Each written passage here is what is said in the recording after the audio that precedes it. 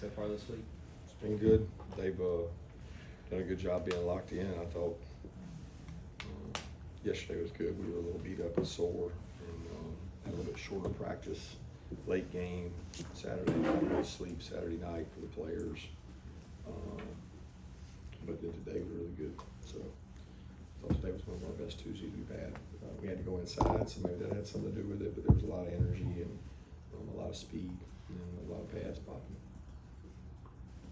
Hey, Coach, whenever you evaluate the job that Nate Frazier has done this year, now what do you feel he's like made the most strides this young stage of his career? And what are some areas you still like seeing improve? Well, first of all, I think he's very mature. He came from arguably probably one of the best programs in all the country in the modern day. I mean, they have put out more players and won more national championships of high schools than anybody. So, I mean, he's a kid that's very mature, knew exactly what he wanted, and I think our national exposure helped us recruit him. But he didn't he didn't come in like everybody else. He came in May or June. And that's hard to do. It's not particularly hard for a running back to play as a freshman, but I don't, he didn't come in. The last guy I think maybe was Swift, because Swift went to a private school and didn't come in mid-year. Came in the summer. And Nate's picked things up really quick. He's talented, he's conscientious, and just been really pleased with his overall work ethic.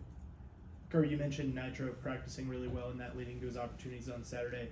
Is a taste of game action the kind of thing that can lead to even better practices after that? And how have you seen Nitro respond? Yeah, I mean, Nitro's responded well. He's worked hard. He had a good practice today. I think he gained some confidence from that because he went against a really good defense and he did some nice things. But I mean, he goes against a good defense every day in practice, and there's times that he's been frustrated. I mean, he would tell you openly that he wants to play, he wants to help. All freshmen want to play, and this has been a weird year for us because we have not had a lot of breaks in action to get those guys playing experience. I mean, I could go through Jaden Riddell and Colton, Ellis DeMello, Andre. There's just so many guys, the O linemen, the other backs who're starting to get a taste. So, I mean, I probably met with that group, I don't know, 3 or 4 times this year as a group and just said, stay the course. You're going to get an opportunity, because so many of them come in with high expectations and they want to play, and Nitro's one of those guys. Ellis and DeMello are so close. They've practiced so hard and so well and done so good, and you're used to having these games where you can go, oh man, I think Schumann said we averaged 100 snaps for our 2s and 3s over the last couple of years. We're not even close to that right now. Just hadn't been able to, and they're getting better, and I'm excited about all of them, and I'm excited about Nitro. Yeah, Coach, building off that answer right there, and I know you respect every opponent, but does that make this week that much more important in terms of handling business early in this football game and allowing some of the rest of your roster to get some burn? Yeah, you don't ever count on that. What you count on is you want to play well, right? You don't want to you want to kill turnovers. You want to get turnovers. Sometimes these games get shrunk on you because sometimes teams throw the ball, get the ball out quick, or they run the ball more to shrink the game, and that can be frustrating because you might go in with 3 possessions or something in a half, and that's tough. You want to get snaps, but I mean, we're not counting on anything. We want to go play well, and to do that, we got to practice well, and we did today. Kirby, what led to the tight end production the other night in the passing game? Were there particular matchups that you guys like going in? No. I mean, people always ask about that. I mean, our offense is not built to say, we're going to throw the ball to this guy all game. No, it's what they play. So if they play split safeties, ball's going to go here a lot. If they play single high, it's probably going to go here a lot. If they play quarter halves, it's going to go there a lot. If they blitz a lot, it's going to go here. I mean, Carson's he has full field reads, progression reads, and it just dictated the ball went there some, and I feel like every game our tight ends are part of the game plan. It just worked out better in this one where they made some plays. Yeah, about Carson coming off a game where he played as well as he did on Saturday. What have you seen him do and continue to do in practice since then? Same thing he does every Monday and Tuesday. There's been no difference in Carson. So Carson's been consistent all year to me in terms of his practices, his habits. That doesn't change. He doesn't go with the emotional roller coaster theory. He's level.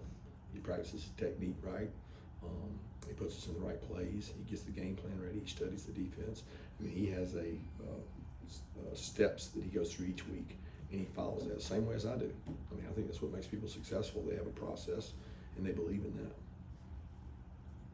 Yeah, Kirby, the videos on social media with Brett Thorson talking to the team about tackling. I guess one, how much do you think the team as a whole got a kick out of that, and two, just what does Brett add to the locker room just in terms of his personality? Yeah, he adds levity. I mean, he's funny. I was telling Muschamp last night. There was a guy, golly, must be 20 years now, ago at LSU, a punter by the name of Donnie Jones. And Donnie used to get up front of the team. Coach Saban would let him talk to the team and break the team down every Thursday. And he would talk about the upcoming opponent. And when a punter gets up there and talks about an upcoming opponent and you know, just how we're going to dominate them and just get after them, it was always, you know, it provided some levity, it provided some humor.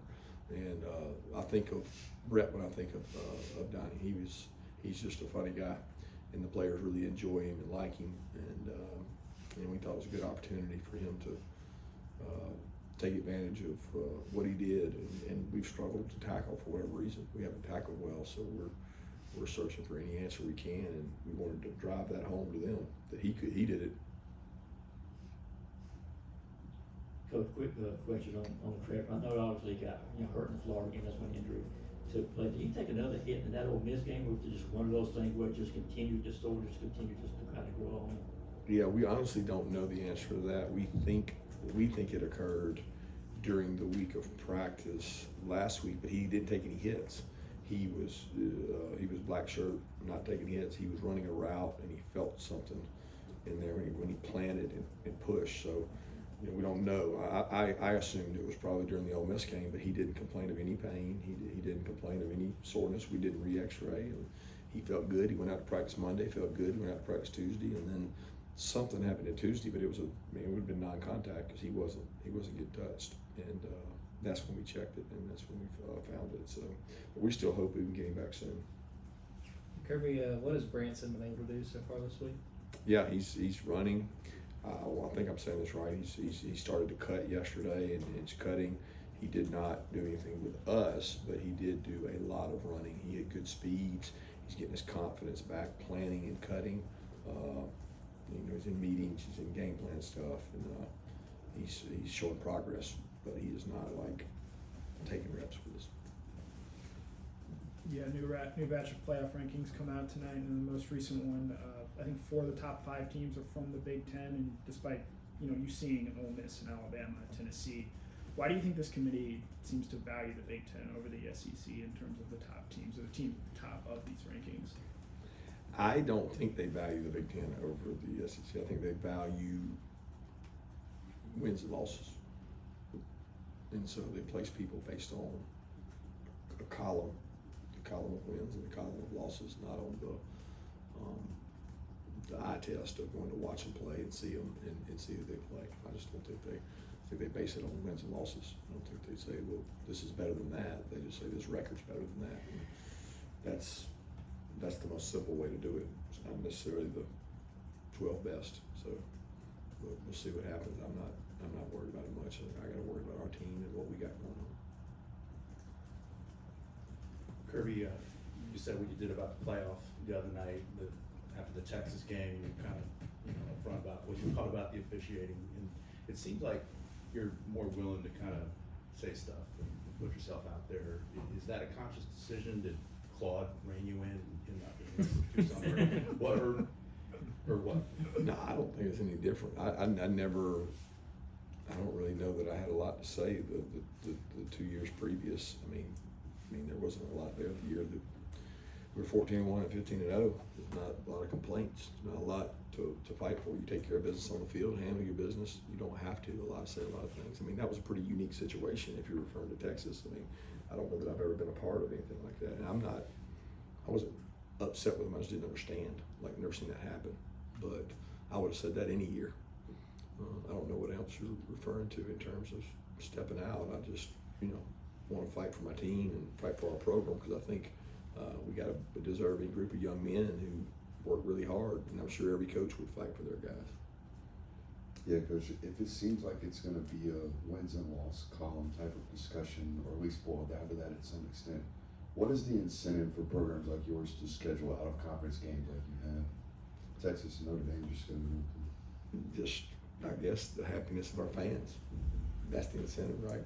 Because fans want you to be in the playoffs, but they sure don't want you to play cupcakes. They want you to go play, quality opponents. And I like the home. I mean, going to scheduling a great team and going to play somebody in a neutral site game, a kickoff classic. I love all that stuff. So I want to do as much of that as I can, but I don't know. We'll see where all this stuff goes, guys. I don't think you can sit here right now not in the middle of it, but maybe whatever 3/4 of the way through it and truly judge it. And we all knew when they started this new process, guys, we knew that the argument would be 10, 11, 12, 13, 14, first out. It's just, it seems so much bigger than your first out in basketball because there's 64 in, so like nobody really cares when it's 65. When it's 12, 13, 14, it just seems so big, just like the fifth team used to be. But see what happens. I mean, everybody gets a chance to go on the field and play. They need to really decide what they want, though, and that's the frustrating thing because it's record-based or it's quality of opponents. It's hard to say that you shouldn't have a strength of schedule factor in there. Any more for Coach? Was it? So a quick question, not related to the game of the team per se. You had a summer hire, Mark Robinson. His title, I guess, football chief of staff. What does that role entail? What does he mean to the organization? Is that the same role that Nealon had, or is it a little bit different? Yeah, I would say it's the same as Nealon. I mean, almost overlaps.